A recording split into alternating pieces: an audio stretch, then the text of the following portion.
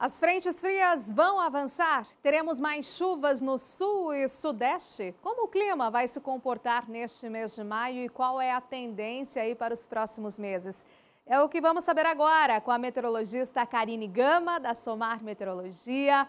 Oi, Karine, boa noite. Bem-vinda aqui a essa edição do Agro em Foco TV Digital. Seja muito bem-vinda. Boa noite, Renata. Boa noite a todos. Muito obrigada pelo convite. É um prazer imenso acompanhar aqui com vocês também durante esta quinta-feira.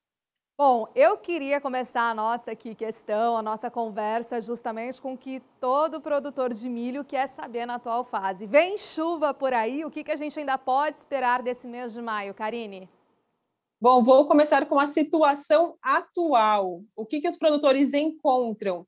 Bom, produtores de milho estão realmente muito preocupados e não tinha como ser diferente. A gente vê que a estiagem agrícola já dura cerca de 50 dias nestas áreas em laranja no mapa. Isso inclui o Triângulo Mineiro, grande parte do Oeste Paulista, o estado do Paraná e as áreas mais ao sul de Goiás e leste de Mato Grosso do Sul. Dá até para ver bem pouquinho um vermelhinho entre o extremo oeste de São Paulo e o leste de Mato Grosso do Sul, que significa que uma chuva agrícola já não ocorre há cerca de 70 dias. Tivemos um verão muito seco, com anomalias negativas, com chuva abaixo da média, e isso impacta ainda durante o nosso outono. Lembrando que durante o verão, as chuvas mais volumosas ocorreram no estado de Mato Grosso, norte de Goiás, mas Mato Grosso do Sul, grande parte do Sudeste e principalmente o Paraná teve diversas complicações pela falta de chuva, Renata. Pois é, mas será que a gente ainda pode ter alguma oportunidade para aproveitar, né? O que você tem aí de informação? Bom, vamos ver para os próximos 15 dias. O que a gente pode esperar? Durante essa semana, tivemos uma frente fria, né, que já chegou ontem sobre o Rio Grande do Sul, espalhou um pouquinho de chuva, e a tendência para hoje e para a partir de amanhã, sexta-feira, é que essa precipitação ela chegue principalmente até a metade sul do Paraná. Mas os acumulados de chuva, conforme a gente vê no mapa da esquerda, não são tão volumosos. O Paraná está mais em tom de azul. Isso significa uma chuva em torno de 10, 15 milímetros, principalmente na metade sul do estado. Já é um alívio para uma região que não chove há cerca de 50 dias. Para São Paulo, Minas Gerais, Goiás e Mato Grosso do Sul, a situação ainda é um pouquinho preocupante. No mapa da direita, a gente vê que está bem mais vermelhinho, ou seja, com anomalias negativas, com falta de chuva. E aí, Renata, no próximo slide, eu trouxe para vocês um fiozinho de esperança para os produtores de milho segunda safra, que ocorrerá no final do mês de maio. Por enquanto, todos os modelos meteorológicos eles estão colocando essa possibilidade de chuva mais volumosa, e esse é um dos principais slides que eu trouxe, uma chuva mais volumosa entre os dias 22 e 28 de maio. A gente percebe que tem uma mancha um pouco mais amarela sobre o estado de Mato Grosso do Sul. Isso é uma chuva em cerca de 60 milímetros, prevista bem no finalzinho do mês de maio. Essa precipitação também deve ser volumosa sobre o Paraná, em torno de 50 até 60 milímetros. No estado de São Paulo, que isso é muito benéfico não somente para o milho, mas também outras culturas que passaram por essa longa estiagem no estado de São Paulo. Chega até partes do Triângulo Mineiro e o sul de Goiás, mas com menor intensidade, aí acumulados mais em torno dos 30 milímetros. Por enquanto, todos os modelos meteorológicos eles colocam essa chuva. Nós, meteorologistas, também confiamos e estamos na esperança, aguardando por essa precipitação, só que a questão está se o milho vai conseguir esperar até o dia 22. Temos aí mais de 10 dias pela frente, praticamente sem chuva. Até lá, os produtores que plantaram de forma mais tardia, pode ser que essa chuva chegue e realmente o milho consiga se desenvolver. Mas para os produtores que precisam da chuva hoje, para ontem a chuva, pode ser que já seja um pouco mais atrasado. E com isso podemos ter uma quebra, sim, no milho segunda safra, principalmente no estado do Paraná e Mato Grosso do Sul, que é onde as condições e a falta de chuva foram mais agravantes, tanto durante o período do verão, quanto durante o começo deste outono, Renata. O que a gente tem acompanhado e relatado aqui em nosso programa, né, em relação aos produtores também comentando aqui com a gente, e a tendência já um pouco mais para frente nos 30 dias. O que a gente aguarda, Karine? Bom, até o final de maio, no próximo slide eu trouxe como deve ser a precipitação ao longo de todo este mês, e a gente vê que desde do sul de Mato Grosso, passando pelo sul de Goiás, Mato Grosso do Sul, e também a região sul, grande parte do estado de São Paulo, deve fechar o mês de maio com anomalia negativa de chuva. Não é uma boa notícia. Agora, nos próximos slides, eu trouxe a previsão para os próximos 30 dias, começando por Cascavel.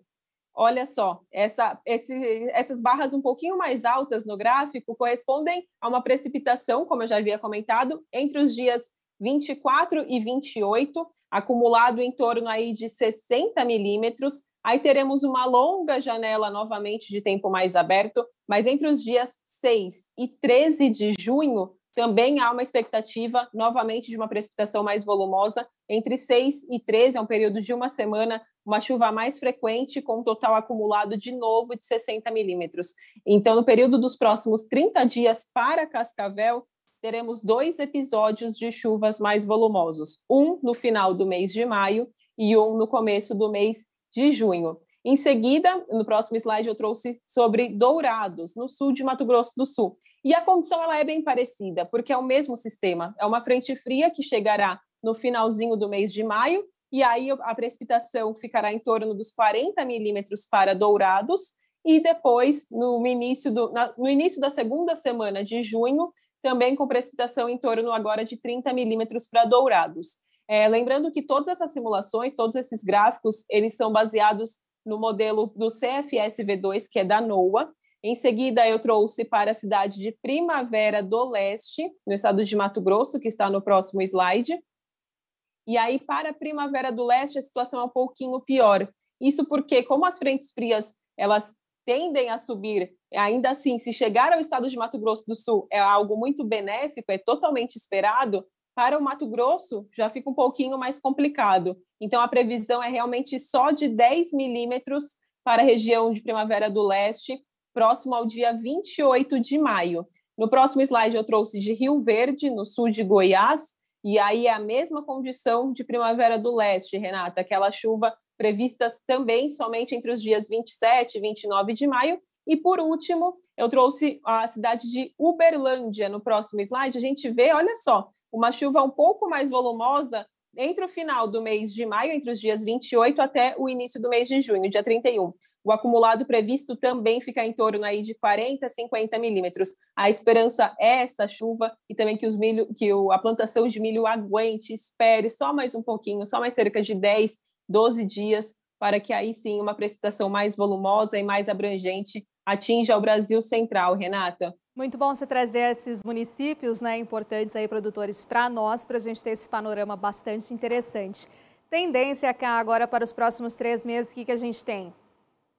Bom, de forma bem geral, para os próximos 3 meses, começando por junho, a gente vê por este mapa, né, tem até uns tons de amarelo, um tonzinho de verde, a maior parte do Brasil central está em branco. Isso significa que junho ficará dentro da média em relação às chuvas, ou seja, junho já é um mês seco. A gente deve ter essa precipitação em partes de Mato Grosso do Sul e do Paraná, mas deve ser a única precipitação do mês, porque já estamos num período um pouco mais seco. Então, não teremos grandes variações, ficará dentro da climatologia, dentro do esperado, com exceção da metade sul do Paraná, que aí sim a previsão é de uma anomalia positiva, um pouquinho de chuva a mais. Isso tomara também que aconteça. No slide seguinte, eu trouxe para o mês de julho, também o modelo do CFS. E aí a situação lá para a região sul é ruim, porque julho costuma ser um mês mais chuvoso para principalmente os produtores do estado do Rio Grande do Sul, Santa Catarina e o sul do Paraná, e a tendência é de que seja um mês mais seco, está em tons de amarelo. Já nas demais áreas do Brasil, dentro da média ou levemente acima da média, como a gente vê um tracinho bem fininho sobre Mato Grosso do Sul e São Paulo, isso é cerca de 10 milímetros de chuva. Então, um período mais seco, necessário para a colheita, não deve ter muitas variações. E aí, para finalizar no slide seguinte, sobre o mês de agosto, que também deve ficar com chuva entre a média e abaixo da média, mas lembrando que é um período muito seco. Por exemplo, em Goiás, nem chove, temos durante esse período 0 milímetro. É aquela época do ano em que as queimadas são mais abrangentes, a umidade relativa do ar fica muito baixa. Então, a precipitação é natural que não ocorra durante o nosso inverno, Renata. Pois é, para fechar aqui a primavera, o que a gente já tem de tendência de como vem essa estação, né? Já que o produtor trabalha bem adiante, o que a gente tem? Pois é, e notícias importantíssimas da primavera. Pensando, olha só, a gente vê no próximo slide que durante o ano de 2020, o final de 2020, início deste ano, a gente estava sob a condição de laninha, que é aquele resfriamento das águas do Oceano Pacífico Equatorial. Esta laninha, ela provocou uma falta de chuva muito grande, principalmente na região sul, no sudeste, também no centro-oeste brasileiro, como os produtores viram e sofreram. E agora, aí, entramos num período de neutralidade. A gente vê na terceira barra, ela está em cinza, isso já significa uma neutralidade das águas do Oceano Pacífico Equatorial. Isso representa os meses de maio, junho e julho. Só que essa barrinha cinza ela vai diminuindo conforme a gente se aproxima do final do ano. O eixo X ele mostra cada 3 meses. E aí, no período setembro, outubro e novembro, a barrinha em cinza já está muito próxima, de novo, de um breve resfriamento. E se isso acontecer, novamente, podemos ter um repique da laninha lá durante a primavera. Além disso, no próximo slide, o que eu trouxe é uma simulação também do CFS, que mostra que a primavera, de forma geral, não deve atrasar, como o ano passado, então isso é uma ótima notícia, mas também não deve adiantar. A chuva da primavera não deve começar mais cedo. Pensando na estação como um todo, vendo principalmente o mês de outubro e novembro, a gente pode ter chuva, sim, acima da média nas áreas produtoras de Mato Grosso do Sul, Mato Grosso, Triângulo Mineiro, sul de Goiás. O estado de São Paulo, a situação é um pouquinho mais complicada, com chuva dentro da média, mas essa época do ano já temos aquele retorno. Pelo menos hoje os mapas não estão indicando uma anomalia negativa. Mesmo se a laninha for confirmada lá para o finalzinho do ano, por enquanto os mapas eles ainda reagem com uma neutralidade. Isso porque a atmosfera ela demora um pouquinho a entender. Então estaremos durante o nosso inverno com neutralidade do Oceano Pacífico e mesmo no início da primavera, essa neutralidade, mesmo que no oceano não esteja mais acontecendo, para a atmosfera a resposta é um pouco mais devagar. E essa é a grande esperança dos produtores para a próxima primavera, que tenha chuva mais dentro da média, que ela ocorra já de forma dentro do previsto e sem tantos atrasos como tivemos durante o ano passado, Renata.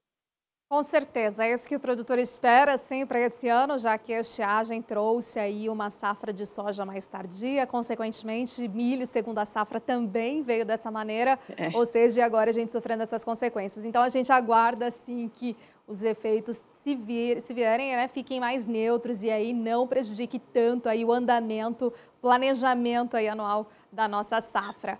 Karine, obrigada, boa noite, até a nossa próxima oportunidade, adoramos tê-la aqui, você aqui também, tá bom?